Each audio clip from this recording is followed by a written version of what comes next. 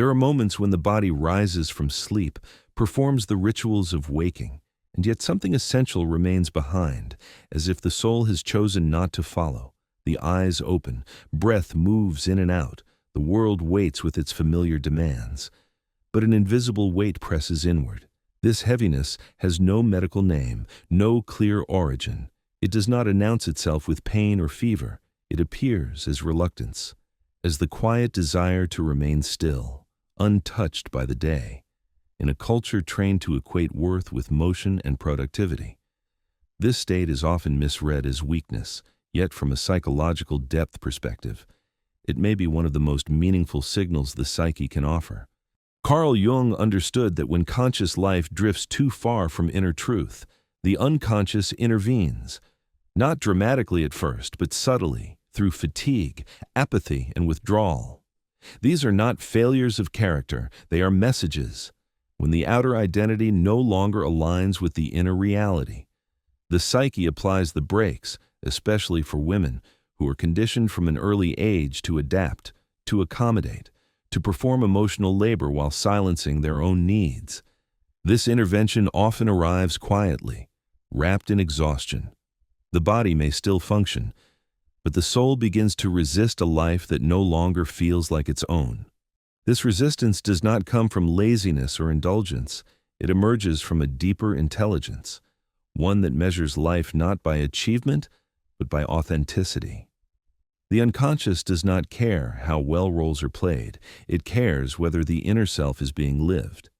When it senses prolonged self-betrayal, it withdraws energy from the persona, the mask worn to meet expectations. What remains is stillness, not an empty stillness, but a charged one, dense with unexpressed feeling and unclaimed truth. Within this pause, something begins to stir. Jung called it the return of the shadow, the parts of the psyche that were exiled in order to be loved, accepted, or deemed successful. For many women, the shadow contains anger that was labeled ungrateful, desire that was deemed excessive, intuition that was dismissed as irrational, and power that threatened established norms. These qualities were not destroyed, they were buried. Over time, they accumulate pressure when they are ignored for too long. The psyche creates a stoppage, the world slows, motivation collapses, and the individual is forced inward. This inward turn is often frightening. Without the familiar scaffolding of goals and routines, identity feels unstable, questions surface that had long been avoided. Who is this life truly for? What has been sacrificed to maintain harmony? Where did vitality go? The instinct is to push these questions away, to override the discomfort with discipline or distraction. But Jungian psychology suggests that healing begins not with resistance, but with attention.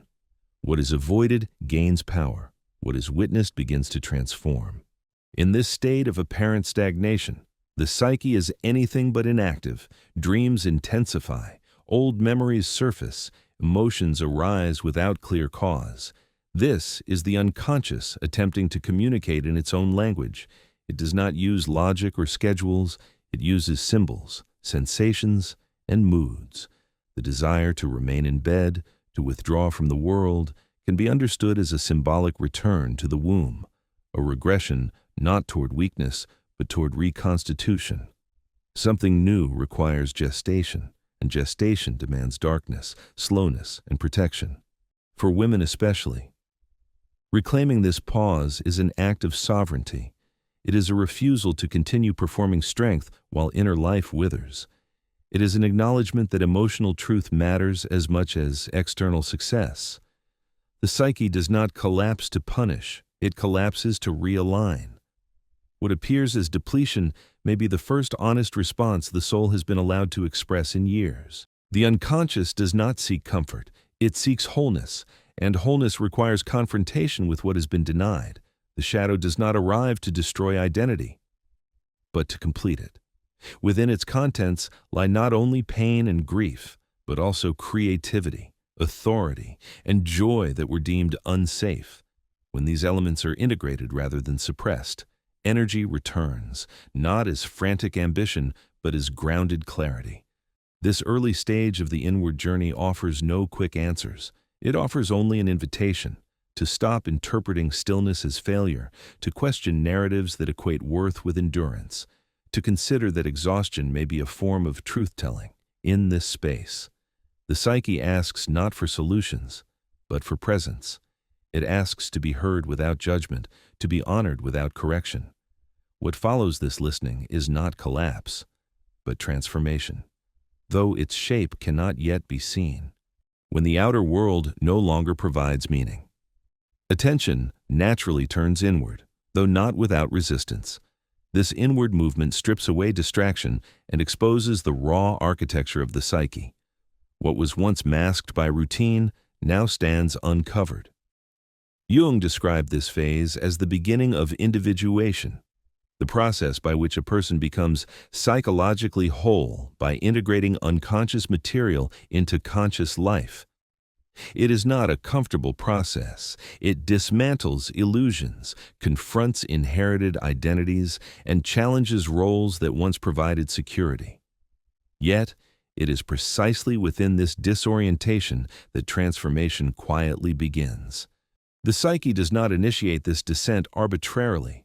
It does so when the conscious attitude has become too narrow, too rigid, too obedient to external values. For many women, this rigidity is learned early. Approval becomes a compass. Self-worth becomes conditional. The psyche adapts brilliantly, suppressing inconvenient emotions and reshaping desire to fit expectation. Over time, the adapted self becomes efficient but hollow. When that hollowness reaches a threshold, the unconscious responds by withdrawing energy from the persona. What remains is a profound sense of meaninglessness, often mistaken for depression, but more accurately described as the soul's refusal to continue a life built on compromise. This refusal is not dramatic. It does not arrive with clarity or conviction. It arrives as numbness, as the inability to care about what once mattered, as the strange feeling of being absent from one's own life. Jung understood this as a necessary dissolution. Before a more authentic self can emerge, the false structure must weaken. The psyche must unlearn what it has been trained to maintain. In this phase, women often feel they are losing themselves, when in fact they are shedding a version that was never fully theirs. Within this internal quiet, the shadow begins to take shape. It appears not as a single image, but as a constellation of feelings long avoided. Resentment surfaces where gratitude was performed. Grief emerges where resilience was demanded. Anger arises where silence once kept the peace. These emotions can feel overwhelming precisely because they were denied expression for so long. Yet they are not signs of regression. They are signs of truth returning to consciousness. The shadow is often feared because it disrupts identity. It asks uncomfortable questions. It reveals desires that contradict carefully constructed narratives. But Jung emphasized that the shadow is morally neutral. It is not evil or destructive by nature. It simply contains what the conscious ego could not or would not accept. For women, this often includes ambition, sensuality, assertiveness, and intuition, qualities historically discouraged or punished. When these aspects are repressed, they do not disappear. They turn inward, manifesting as fatigue, dissatisfaction, and a chronic sense of being unseen, even by oneself. As the shadow becomes more present, the urge to withdraw intensifies. Solitude becomes not a preference, but a necessity. The psyche seeks containment, a space where inner material can surface without interference. This withdrawal is frequently misunderstood by others and by the individual herself. It is labeled antisocial, unmotivated, or ungrateful. But from a depth psychological perspective, it is a sacred pause. It is the psyche creating conditions for dialogue between the conscious and unconscious mind. During this time, productivity loses its grip. External validation no longer satisfies. The old metrics of success feel strangely irrelevant. This is deeply unsettling, especially in a culture that rewards constant output. Yet Jung would argue that this discomfort is evidence of growth. The psyche is recalibrating its values. It is shifting allegiance from external authority to inner truth. This shift is foundational to emotional sovereignty, the capacity to live from internal alignment rather than external demand. In this phase, the psyche often communicates through images and sensations rather than logic. Memories return without invitation, dreams carry unfamiliar symbols, long-forgotten interests resurface, not yet as plans, but as quiet longings. These are not random occurrences. They are fragments of the authentic self seeking reintegration. The psyche does not rebuild by force, it rebuilds by remembering. For women, reclaiming these fragments is an act of empowerment that does not resemble domination or control. It is quieter, deeper. It is the recognition that self-worth does not require constant proof. That rest is not abandonment of responsibility, but restoration of integrity. That the pause imposed by exhaustion may be the most honest response to a life that no longer fits. This stage offers no immediate resolution. It offers orientation. It signals that the old way of being has reached its limit. The psyche is preparing for a reconfiguration, though the form it will take remains unclear. What matters now is not action, but attention, not answers, but willingness. The unconscious has opened a door inward. What lies beyond it will require courage, patience, and a willingness to meet oneself without armor. As the inner dialogue deepens, a subtle shift begins to occur. What once felt like emptiness starts to reveal texture. Beneath the numbness, there is movement, slow but deliberate. Jung described this moment as the psyche's attempt to restore balance, a compensation for years of outward over-identification. When the conscious mind has lived too long in service to expectation, the unconscious responds not with collapse, but with reorientation. The stillness that once felt like stagnation becomes a threshold.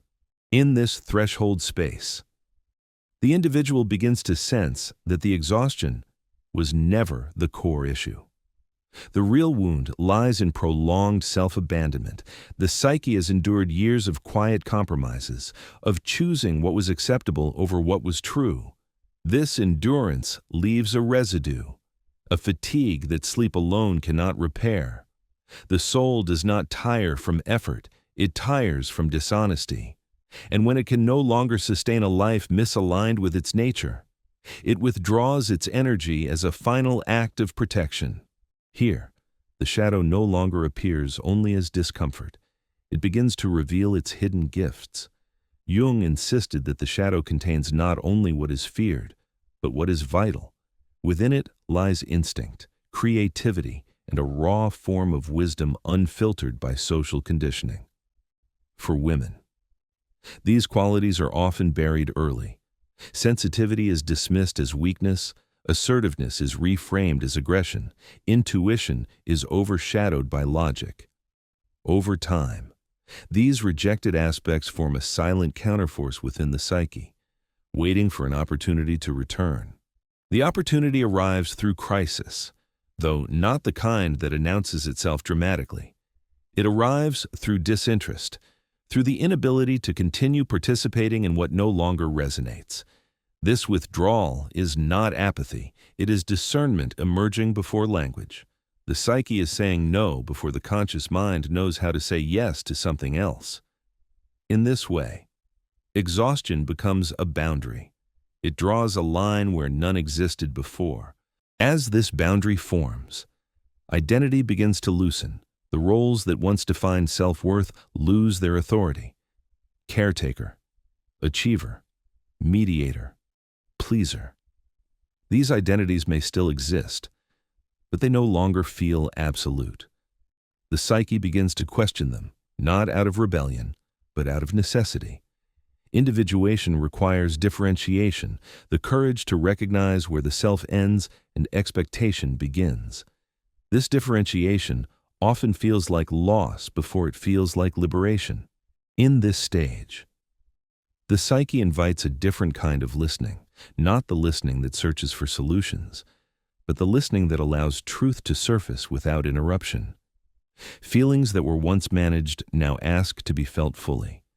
Grief over unlived lives, anger toward systems that demanded silence, longing for paths abandoned too early. These emotions do not arrive to overwhelm, but to be acknowledged.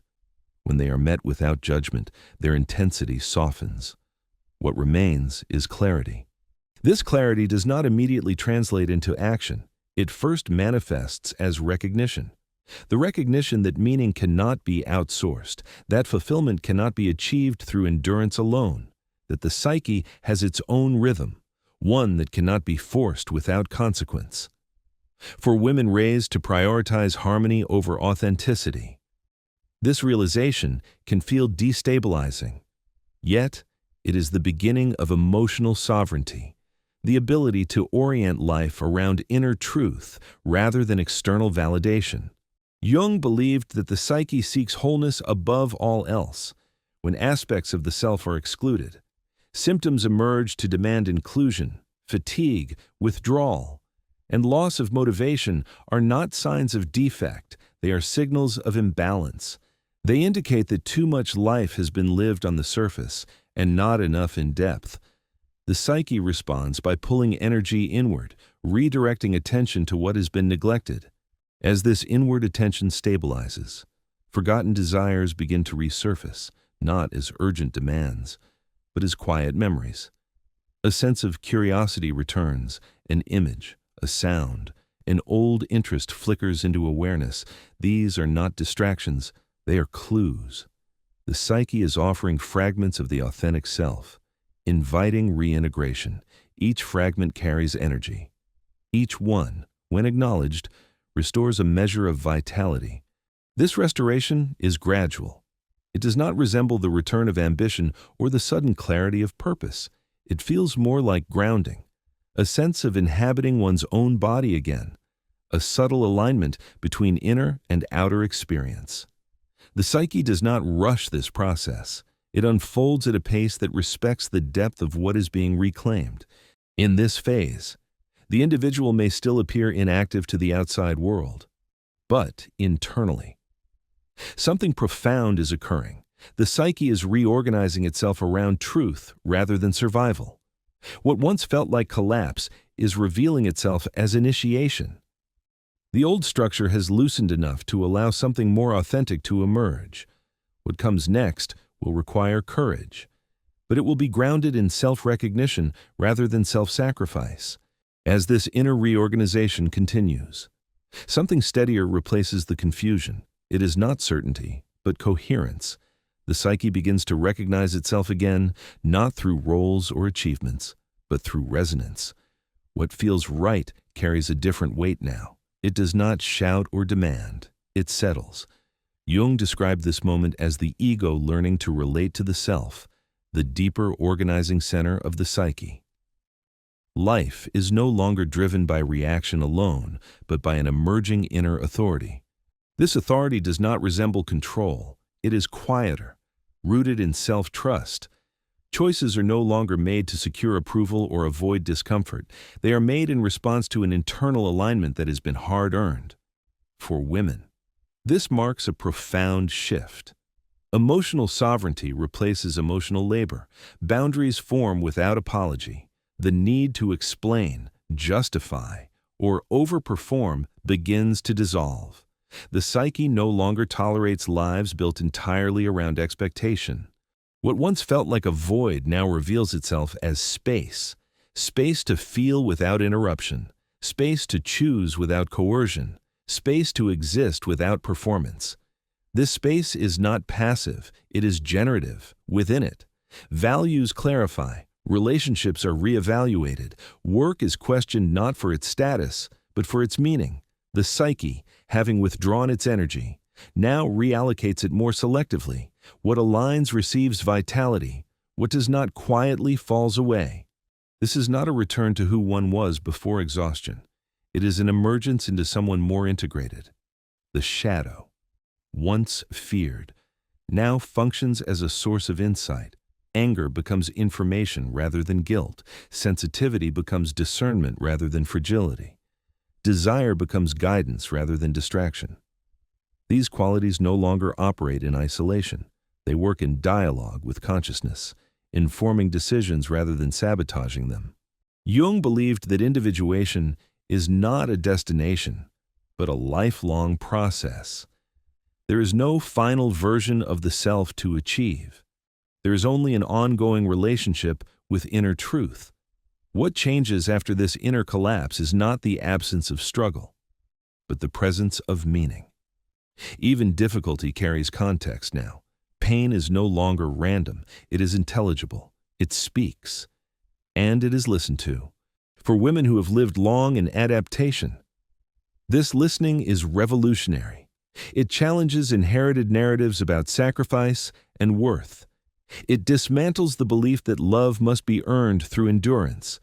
The psyche insists on a different logic, one in which self-respect is not negotiable. In this logic, rest is not indulgence, it is intelligence. Stillness is not failure, it is integration. The earlier paralysis no longer dominates. Movement returns.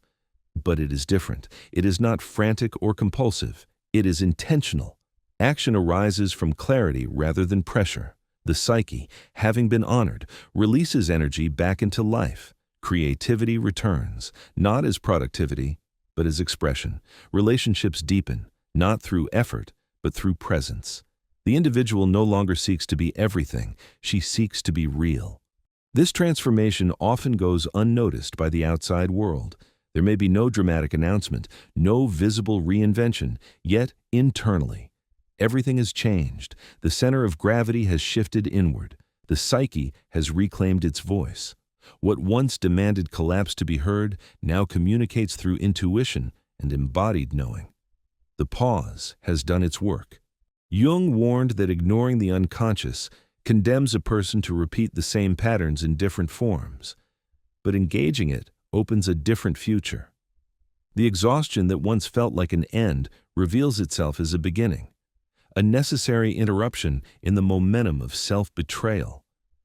From this interruption emerges a life less efficient, perhaps, but infinitely more alive. This is the quiet truth beneath the desire to stop, to lie down, to withdraw from the noise. It was never about giving up. It was about returning to a rhythm that honors depth, returning to a self that no longer fragments to survive, returning to a life that can be inhabited fully, without apology. And so the lesson is not to fear these pauses, but to listen to them, to recognize that the psyche speaks most clearly when the world goes silent. What feels like emptiness may be the clearing necessary for something truer to take root. What feels like weakness may be the psyche reclaiming its strength. What feels like the end may be the first honest beginning. If this reflection resonates, take a moment to like the video, share it with someone who may need it, and subscribe for more depth-centered explorations of the inner life.